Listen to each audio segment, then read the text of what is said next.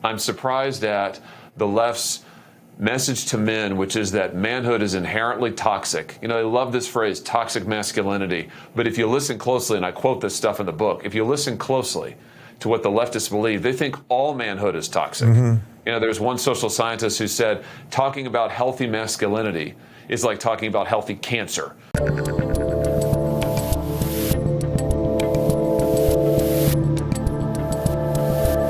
I'm Dave Rubin, and joining me today is a U.S. Senator from Missouri and author of the brand new book, Manhood, The Masculine Virtues a Man Needs. Senator Josh Hawley, welcome back to the Rubin Report. Thank you for having me. Senator, I wish we were recording about 30 seconds ago because you very sarcastically said to me you're in D.C. doing important work, and I wasn't sure if it was sarcasm or not.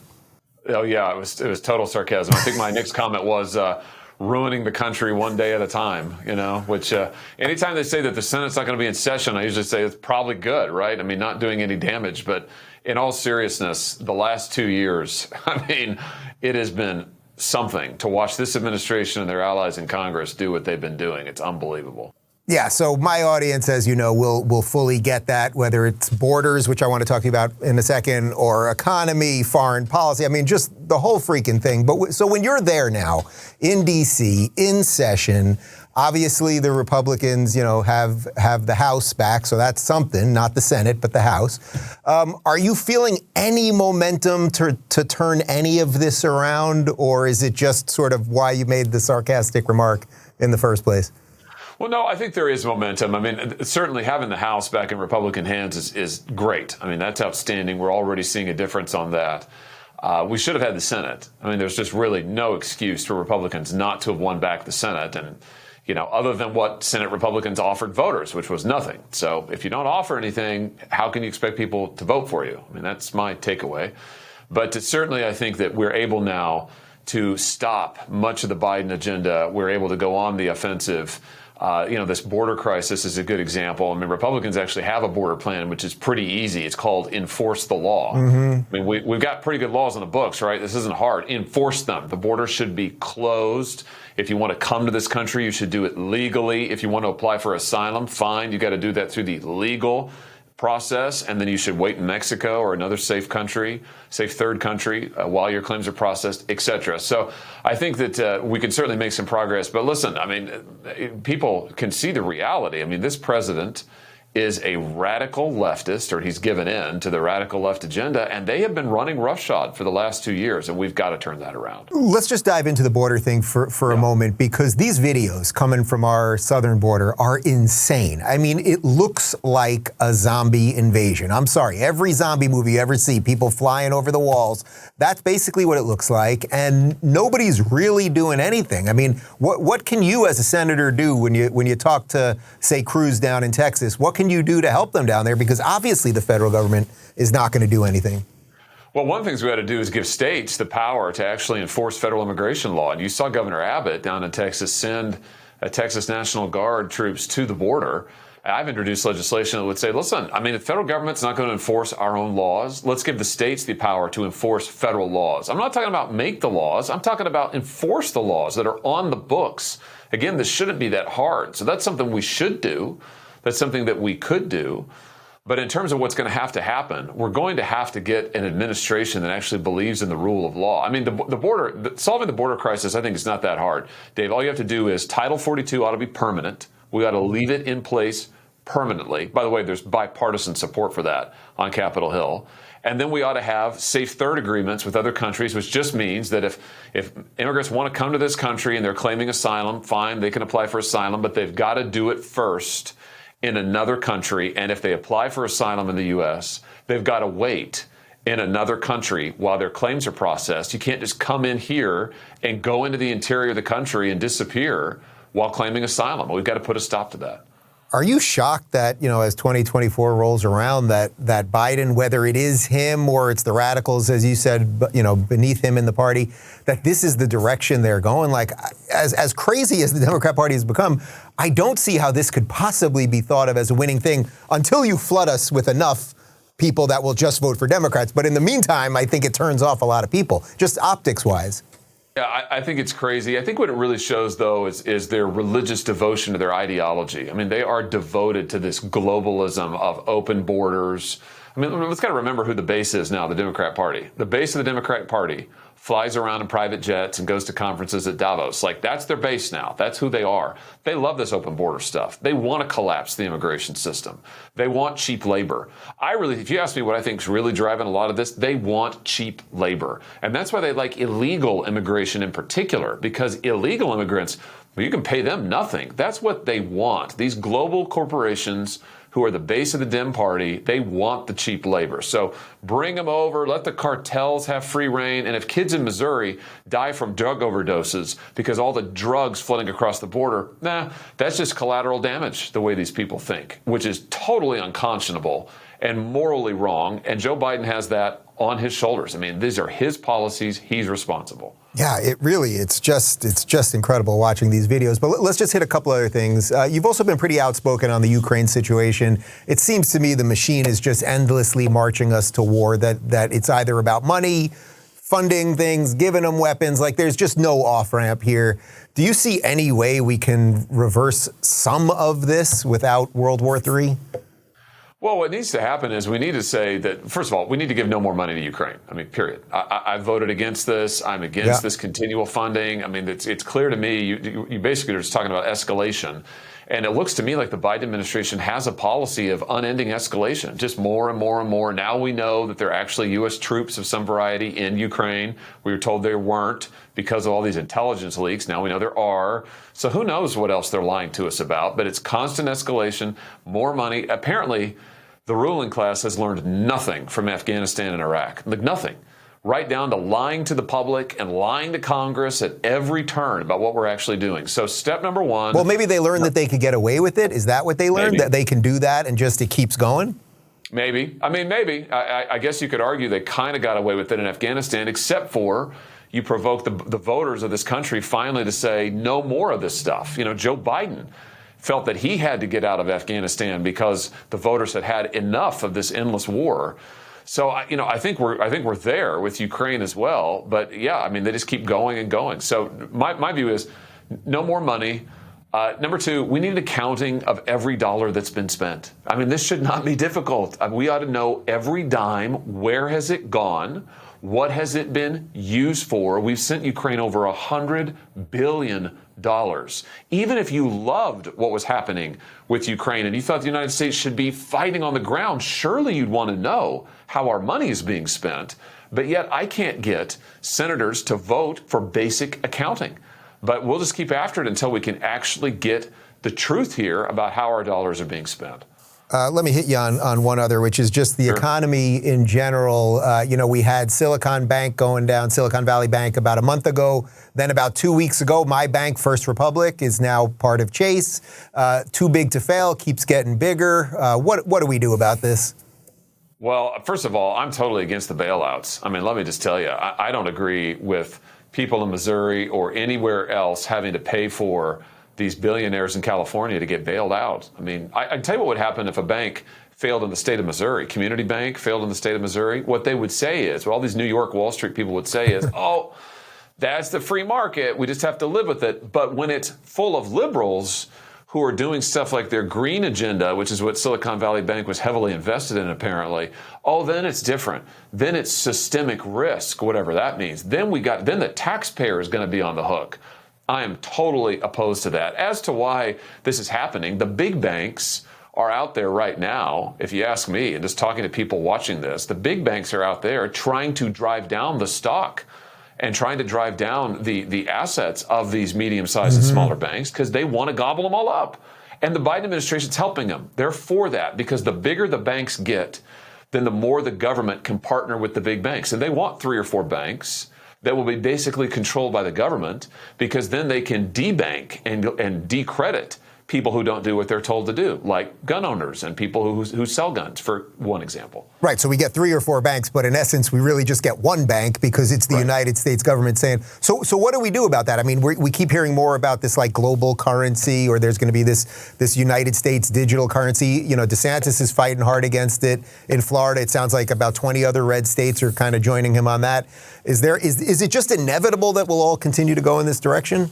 No, oh no, goodness sakes, no. No, it's not inevitable, and we've got to hit reverse. I mean, one of the things I disagree with a lot of my fellow Republicans in Washington about is that they've been for this big bank stuff. I mean, they're the ones who have put in place, or in some instances taken away the barriers for letting the big banks get bigger. So what should we do? I think we ought to say to the big banks, you can't get any bigger. Sorry, you can't buy up any more of these small and medium-sized banks. No more. Number 2, we're not going to sweeten this deal by bailing out all of these banks, because who profits from that? What happens is the big banks come in, they get the bailout money essentially, and they gobble up the little banks. So we're going to stop that whole sweetheart deal. No more of these secret bailouts. We're not going to let the big banks get any bigger, and we're going to put in place laws that actually help and protect community banks, like truly local banks, where people know each other, and you can go get a loan from somebody who knows you, and it's not being controlled and dictated by Washington or Wall Street.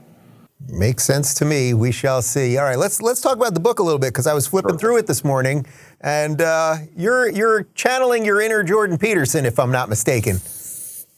Well, I think that Jordan Peterson has been a powerful and much-needed voice in encouraging men all around the world, in his case, but men in this country need to hear it, to say to them, listen, we need you. You are needed, you are important, you can be a force for good, and we need you to step up. So turn off the computer in mom and dad's basement, come on out, go get a job, maybe get married, start a family.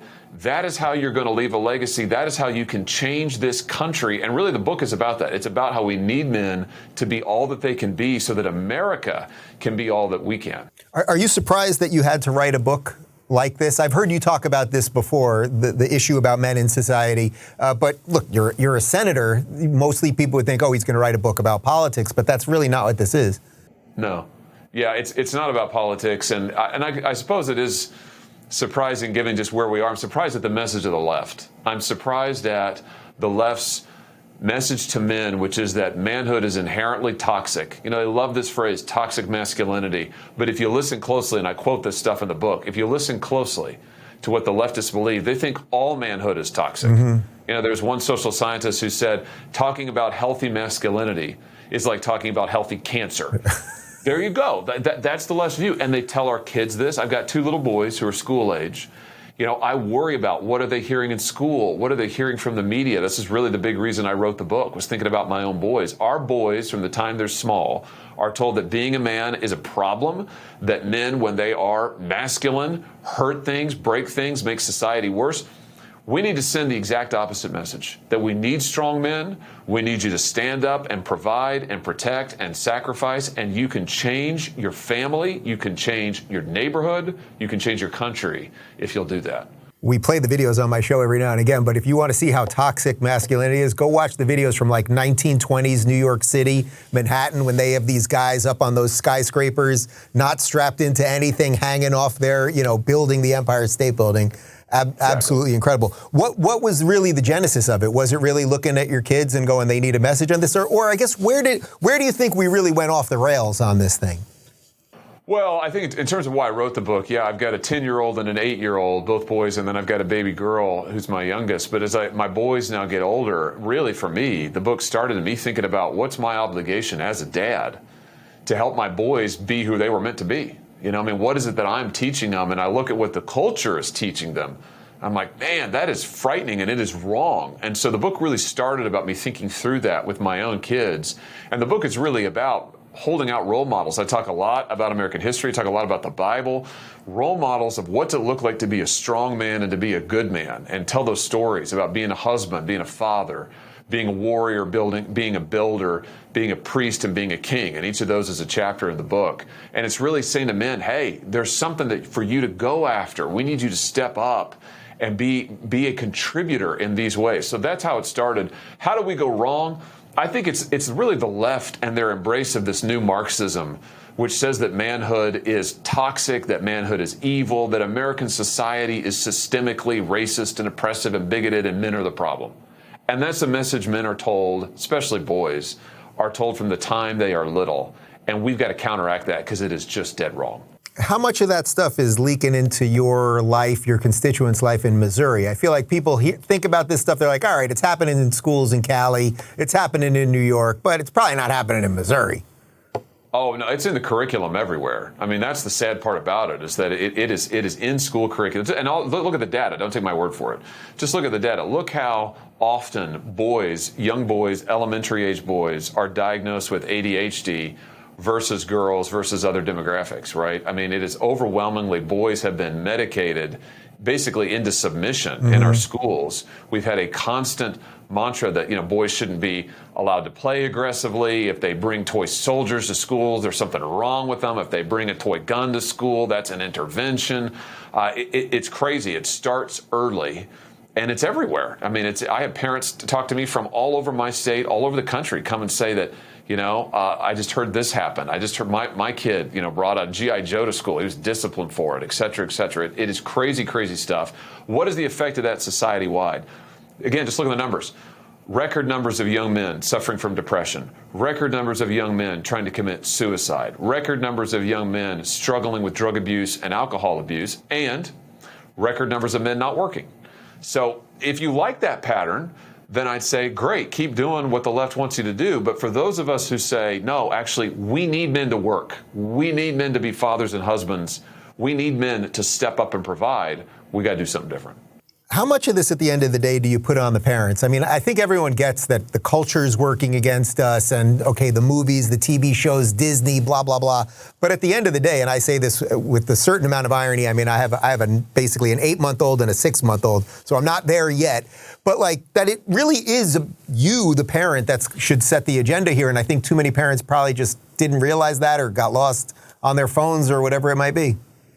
Well, I think that it's hard to parent in this environment when it's basically you versus the world. I mean, when it's you versus what your kids are being told in school, and what we learned in COVID is a lot of times parents, they don't know what's going on in school, not because they don't want to know, but because, as we found it in COVID, administrators keep it from them. Yeah. I want to see my kid's curriculum. Oh, no, you're not allowed. Oh, I want to come and sit in on a class. Oh, no, you're not allowed. Oh, I want to see what they're reading. No, you're a domestic terrorist. We're going to kick you out of the school board meeting.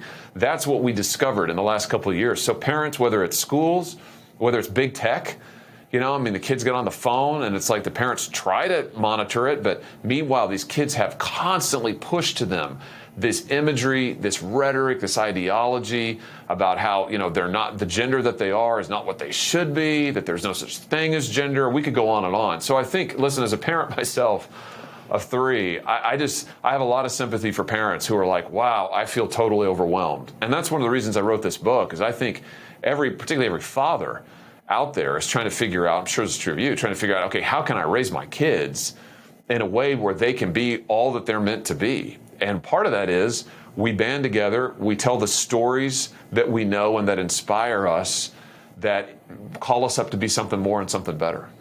How would you scale that up? Do you think that really just starts obviously in the home and then hopefully at the school and then school board and kind of up that way? Or is there a way to kind of put that on steroids? Because obviously we're working against algorithms here.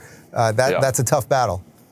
Yeah, it is. Great point. We are working against algorithms. I do think it starts in the home, but I do think that we've got to strengthen those networks, the churches, synagogues. These places that are places of real community, not the virtual online kind, which is fake largely, but the real communities where parents band together and they raise their kids together, around their common values. We need more of that in this country. And at the national level, policy level, we need policies that actually encourage that. Like, we ought to be encouraging marriage rather than, we still penalize marriage in our tax code. It's unbelievable.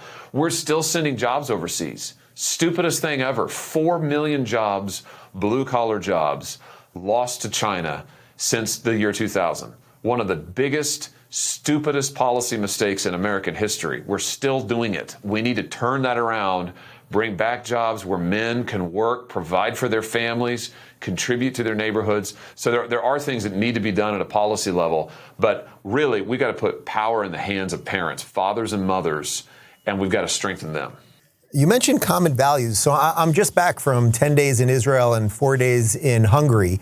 And one of the things that I found was these are two countries that, despite all their political disagreements internally and everything else, they have common values. It's very obvious what it is with Israel in terms of religion, and Hungary as a small country trying to protect their borders, their Christian heritage, et cetera, et cetera. What do you think the common values are for Americans? Because I think that's what we seem to be struggling with most. It's like we're 350 million people. We all look different, came from all these different places. What is the common part? Well, I think what's in common is the history and the principles that unite us. And in that, you can go to our Declaration of Independence, and you can look at our belief that we have inalienable rights that are endowed given to us by our Creator, not by government. And you look at what underpins that. I mean, really, the tradition of the Bible, I know I'm not supposed to say this, right? The left hates it when I say this stuff, but it's just true. The tradition of the Bible has underwritten a lot of American culture and a lot of our shared principles. And that's been true whether you were a religious believer or not. It wasn't that long ago in this country, you'd say, yeah, the principles of the Bible, maybe for some people, it's like, I don't think that they're literally true, but I agree with them in principle, etc. That has been our fundamental shared tradition in this country. It gave us things like liberty of conscience, liberty of speech, liberty of assembly, right? These fundamental rights. And what the left has been doing is the left has been running down our whole history and saying, no, American history, systemically racist. American values, systemically bigoted. They want to overthrow all of it. This is the Marxist element in them. They want to overthrow all of our cultural heritage. And I think we as conservatives, we've got to be about preserving those things that unite us. Our basic fundamental commitment to our inalienable rights, our basic fundamental commitment to liberty of conscience, liberty of assembly, liberty of worship. We've got to go back to those fundamental things that hold us together, and that includes our biblical tradition. What do you do about the people on the other side that just obviously don't believe that? When basically AOC tells Biden that he should ignore judicial rulings, or it's fairly obvious that half of the party, I don't even think I'm being sarcastic, probably more than half the party, they simply don't believe that the founding of America is good. It's one thing to have a difference of political opinion, but the fundamental tenets seem wildly opposite or oppositional. That I don't know how you get over that. Yeah, exactly. And just to that point, I mean, that's the part of the Democrat Party, the Marxist part, that says that this country was really founded in 1619, right? I mean, we were founded on oppression. We were founded on slavery. Those are lies.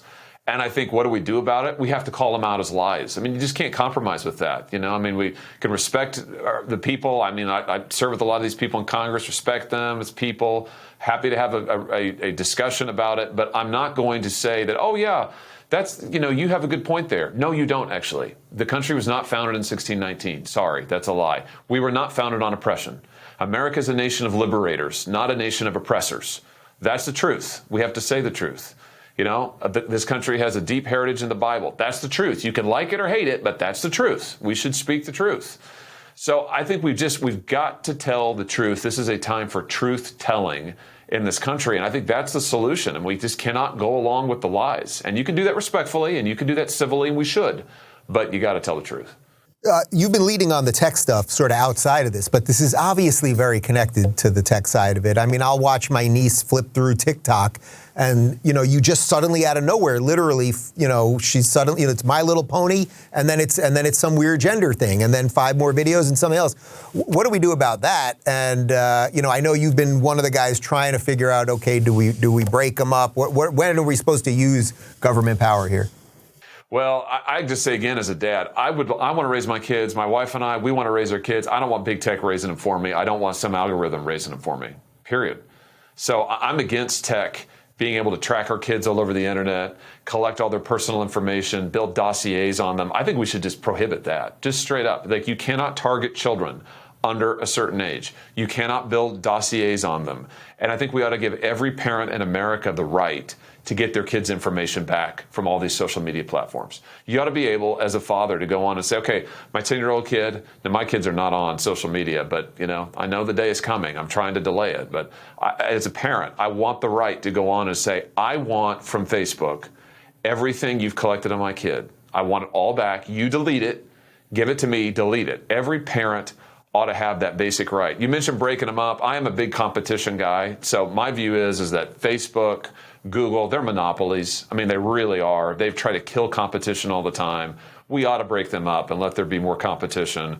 We ought to allow others to get in there to compete and to have real privacy protections. But bottom line is, we got to give power to parents. Got to give them power to protect their kids, to get their kids information. Don't allow big tech to raise kids. Yeah. Did you focus at all on the female side of this? I know that obviously the book is about young males. There's a whole other set of issues happening with young females. Many of them seem to be transitioning more than males, although it's happening both directions. But I assume you think some of the issues are somewhat constant.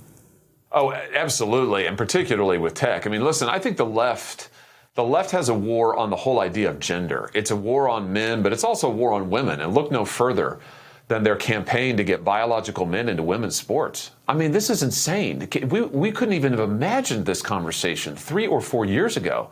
But the idea that it is now like an article of faith with them that a biological man must be able to play in women's sports and use the locker room with the girls is insane. So yeah, I think what you're seeing from the left, again from the Marxist left really, is a campaign against gender. It's against womanhood. It's against manhood. There are a lot of similarities there in how they're trying to destroy these things that are permanent, these things that are constant. And we've got to stand up for them. So conservatives got to stand up and say, no, you know what? You don't get to be a woman by just wanting to be a woman. There is such a thing as biological womanhood, and it's awesome and should be protected. And girls playing sports should be protected. And men on your side of the aisle, your side of the equation, we need you to be good, strong men, and we need you to stand up and be providers and be responsible. So we got to do both. And I think the left is really attacking both men and women. And you can see it. You can see it in the huge number of kids now who are totally confused about their gender and say that they want to transition. They don't even know what that means. And it's being promoted by leftist ideology and the alliance with big tech. Yeah, you know, one of Jordan Peterson's lines on this is, even if you were to take the kid who is the 0.0001% that has gender dysmorphia, it doesn't mean after all the hormones and surgeries that they're going to be happier. They most likely won't be, actually. And that's in the case of when it genuinely is real, which obviously there's a social contagion element to this. Yeah, totally. And if you look at those numbers, it's really striking. If you look at the breakdown in gender dysphoria in those cases clinically diagnosed from, say, 10 years ago, 15 years ago, versus today, it is impossible to argue, I think, that this isn't a social contagion. You look at it those years ago and the huge explosion, huge win, right around the time the smartphone and social media really take off and that every teenager in America has one, boom. Right then, we see huge numbers, and it is, the gender dysphoria issue is concentrated largely in young girls, in teenage and preteen girls, and we've seen just off the charts numbers there. And for the left to say stuff like, oh, we have to be for this, we've got to promote gender transition, gender surgery, hormone treatment. I mean, I think this is crazy when parents don't know. If the parents haven't consented, looking at what is really driving this, the social contagion, again, the left is so out of touch with reality and is so contrary to what parents want. Are you guys in Missouri doing anything like what we've done here in Florida with the Parental Rights in Education bill? Are they allowed to do this in schools without you knowing as the parent? You know, the Missouri legislature, I think, has done some really good work, both on parental rights when it comes to schools and then also just on this gender treatment issue, saying that, listen, you know, parents, you can't push this gender trans ideology on kids behind parents' back. You can't do this without parental consent. You can't do this without getting the minors' full consent. So just in this last legislative session, I think our legislators have done some really important stuff. And it's going to take, you mentioned the states, it's going to take the states stepping up here and creating walls around the family and saying, we're going to protect parents and we're going to protect kids and we're going to empower parents. Because if we don't do that at the state level, the bureaucrats will just run roughshod over families, over kids, and they will push their ideology until they get what they want. Yeah, you know, it's funny. I can't really get Democrats to come on this show anymore, and I'm not noted as the hardest interviewer, and I would treat them with respect, but they simply don't want to do it. But when you talk, or I'm guessing they don't talk to you that often probably either, but if you're in the Senate, you're wandering around the building, the office is over there, and you happen to see somebody, Chuck Schumer, somebody that, I'm not talking one of the real radicals, like someone that 20 years ago might have been thought of as somewhat sane. Do they buy this? Didn't they all just vote against a bill that was going to protect girls in sports? Every single Democrat? Yeah, they did over on the House side, and I'm sure they'd vote against it in the Senate. Yeah, I don't know what their real beliefs are, and I won't pretend to speak for them, but I just think that the radical left, the Marxist left, has so captured the Democrat Party that they live in fear. I think they just live. It's why they won't say the word woman. They say people with birthing capacity. Yeah. They can't even. And when I say they, I mean senators. Democrat senators won't say woman anymore. I mean, it is insane. And I think it is fear of the radical left, who are so powerful now in their party. Yeah. Where do you think education comes into this in terms of what a man should do with his life? We sort of had this idea that everybody had to go to the 4-year school. We now know that they were basically brainwashing everybody, but that there are a lot of other jobs and things that you can do in your life that are valuable without following that path. Oh, yeah, I believe that 100%. Listen, 70+% of American men do not have a 4-year college degree. They shouldn't have to get one in order to get a good paying job in this country and be able to provide for a family. That's my bottom line. So I'm not for this shove kids and shove young men in particular towards 4-year degrees, make them take on tremendous amounts of debt, allow them to be brainwashed by the university establishment, who are some of the worst actors in America. You talk about what they've done to this country while taking our money, by the way. I mean, just gobbling up taxpayer money and yet indoctrinating our kids. So no, I'm not for forcing people to go down that route. I think that men ought to be able to learn a trade. They want to do that, get an associate's degree, not go to college, and they ought to be able to get a good paying job. And I just come back to the fact that our policymakers have sent almost 4 million blue-collar jobs to China in the last 20 years. Those jobs are jobs that used to be able to support a family, overwhelmingly held by men. We need good blue-collar work in this country. And if we don't get it, we're not going to have a country. So what would that work look like now? So let's say it's January 7th or January 12th, 2025. Let's pretend we've got a Republican president. It worked out. You either got Trump or DeSantis. Let's say, what's the policy that's going to actually bring jobs back? These types of jobs. What I would do is I'd put tariffs on China. I'd put a 25% tariff across the board on all Chinese products right now. I'd do it right now. We have a massive trade deficit with them that is really, in my view, the most important deficit that we have, and nobody wants to talk about it. It's so important because it represents money we are giving to them. We are paying them to take our jobs and build their military on the backs of our middle class. Literally, that's what's happened for the last 20 plus years. So I'd slap across the board tariffs on China, get that trade deficit down to zero, make it clear that we're not going to allow them to use their slave labor in order to take away the wages of our free laborers here in this country. So that would absolutely begin the process of bringing back our critical supply chains to this country. I think we can do more, require that, for our critical supply chains, a certain percentage have to be made in the United States of America. It's a Make in America, Buy America program. And I'm not at all bashful about this. I think we should apologize for saying that we want stuff made in this country, and we're going to stop trade cheaters, and we're going to stop our adversaries from taking our jobs. I don't know why Republicans are bashful about this. I don't think we should be. Well, let's just pray the current administration can't bang it up too much worse and for the next year and a half. All right, I got two more. Now I'll give you the hard two. Okay. So now your sons, they say to you, Dad, we want to watch whatever's on Disney. We want to watch Mandalorian or blah, blah, blah. You don't want to fund Disney Plus, I'm guessing. What's the answer as a father on that one?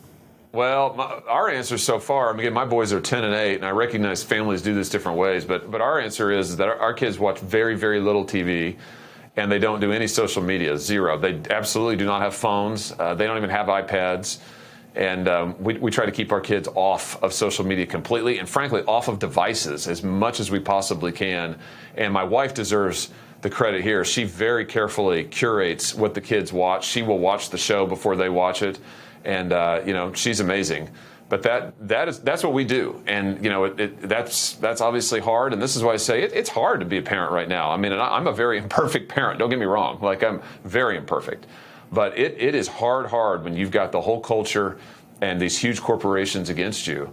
But I just think we're in an age when it used to be right when I was a kid. You think, oh, Disney, wholesome, anything Disney, go for it. That's not the case anymore. Yeah, I think there's going to be a lot of parents busting out their VHS tapes from Disney movies of 1985. so that because they don't want to pay for Disney Plus anymore. Let me ask you one other purely on the political front. Obviously, this 2025 thing is heating up. It's looking like a Trump or DeSantis situation. Can you just lay out, I know you're not going to just drop a name for me, but can you kind of lay out what you see the landscape looking like that may lend itself to either one of those guys? Well, I'll be honest with you. I think Donald Trump's going to be the nominee. I mean, I really do. I think he will be the nominee in 2024. And I think it'll be a Trump-Biden rematch. I mean, I guess it'll be Biden. I mean, to me, that's the real shocker. It's amazing to me, the idea that the Democrats would renominate a man who clearly, he's number one, been a terrible president, the worst president of my lifetime. Yeah. And clearly he's not up to the job. I mean, everybody knows this, but looks to me like it's going to be a Trump-Biden rematch. And I mean, I sure as heck know where I'm going to be on that, but I really do think Donald Trump will be the nominee. Senator, I thank you for your time, and the link for the book is right down below. Appreciate it. Thanks so much. If you're looking for more honest and thoughtful conversations about politics instead of mindless drivel, check out our politics playlist. And if you want to watch full interviews on a variety of topics, watch our full episode playlist, all right over here. And to get notified of all future videos, be sure to subscribe and click the notification bell.